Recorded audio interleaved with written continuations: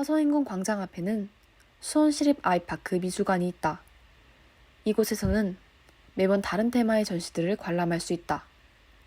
그리고 올해 4월 26일부터 6월 26일까지 매우 특별한 전시가 열렸다. 바로 행궁유람 행행행이다.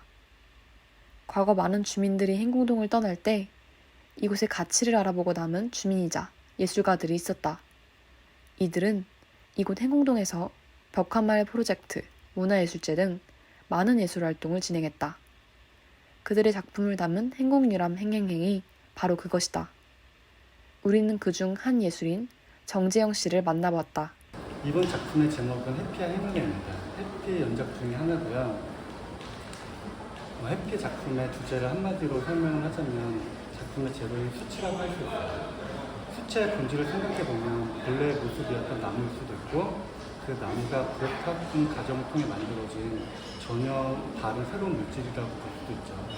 그래서 수치는 이렇게 나무의 죽음 혹은 그 새로운 물질의 탄생, 그래서 죽음과 생명의 의미를 동시에 포함하고 있다고 생각을 하고 작업을 하고 있어요. 그래서 해피라는 작품을 좀 더 구체적으로 설명을 해드리면, 해피의 모델이 되는 도베르만은 단미가 행해지는 가장 대표적인 견종이에요. 도베르만은 경호를 목적으로 여러 종의 교배를 통해 만들어졌는데요. 그러한 목적에 맞게 축 처진 귀와 길게 늘어진 꼬리를 잘라 지금의 이미지를 만들었죠. 그래서 저는 거기에 해피라는 이름을 지어줬어요. 과연 해피라고 불리는 수많은 해피들이 정말 이름처럼 행복한지 그런 의문이 들더라고요. 작품을 제작할 당시 사회적으로도 애완동물에 대한 관심이 크게 증가한 시기였어요. 애완동물을 기르는 인구가 급작스럽게 늘어나면서 버려지는 개들도 많아진 거죠. 그로 인해 사회적 문제가 많이 발생이 됐고 그런 여러 가지 이유들로 인해서 해피라는 작품을 만들게 됐어요. 제 작품의 제목이 해피잖아요.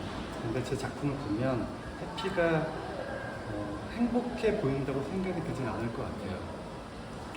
왜 그런지에 대해서 한 번쯤 생각을 해보셨으면 좋겠고, 저는 작품을 제작할 때 항상 저를 대입시키거나 저를 포함시키려고 하는데요. 저도 누군가를 위해 해피처럼 귀와 꼬리가 잘린 채 살아가고 있는 건 아닌지, 그래서 과연 내가 행복한지 그런 생각이 들더라고요. 그래서 제 작품을 보시는 분들도 그런 생각들을 한 번쯤 해보시면 좋을 것 같아요. 작품에 대한 영감은 주로 자연에서 많이 얻는 것 같아요. 수치라는 것도 결국은 자연의 일부고요. 그리고 주로 생활하면서 보여지는 것들에 대해서 관심을 많이 가지는 편이에요. 저 같은 경우는 세상에 없는 새로운 것을 창조라고 하면 좀 거창하지만 새로운 것들을 만드는 작업을 하고 있잖아요.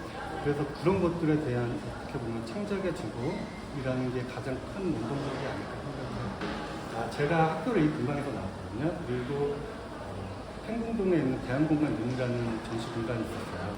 그곳에서 제 첫 번째 개인전을 열게 됐어요. 그래서 어떻게 보면 작가로서 사회 첫 발을 내딛은 곳이 이곳 행궁동이라고 할 수 있죠. 현재 재영 씨는 서울 목동에 작업실을 두고 있다. 그러나 여전히 행궁동을 향한 남다른 애정을 드러냈다. 사실 예술활동이라는 게 쉽지는 않은 것 같아요. 가장 힘들었다고 하면 사실 작가로서 계속 더 좋은 작품, 계속해서 새로운 작품을 만들어야 된다는 점이 어떻게 보면 가장 힘든 점인 것 같아요. 가장 보람 있던 경우는 사실 많죠. 근데 제가 전시를 하거나 제 작품을 봐주시는 분들이 좋게 봐주시고 좋아해 주시는 것을 볼 때 가장 보람 느끼는 것 같고요. 방금 뭐 말씀드렸듯이 예술 작업 활동하는 게 사실 쉽진 않아요. 쉽진 않은데 그 모든 작업하는 과정이라든지 그 순간들이 재밌어요.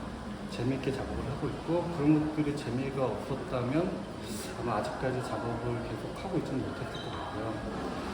그런 것들이 가장 행복하고 행복한 순간이고, 사실 작업을 계속 할 수 있다는 것 자체가 행복해요. 저는 아직까지는 그래도 즐겁게 작업을 하고 있고 계속해서 작업을 할 수 있다는 것 자체가 어떻게 보면 행운이고 행복한 일이 아닐까 생각하고 있습니다. 전시 행궁유람 행행행은 6월 26일을 끝으로 막을 내렸다.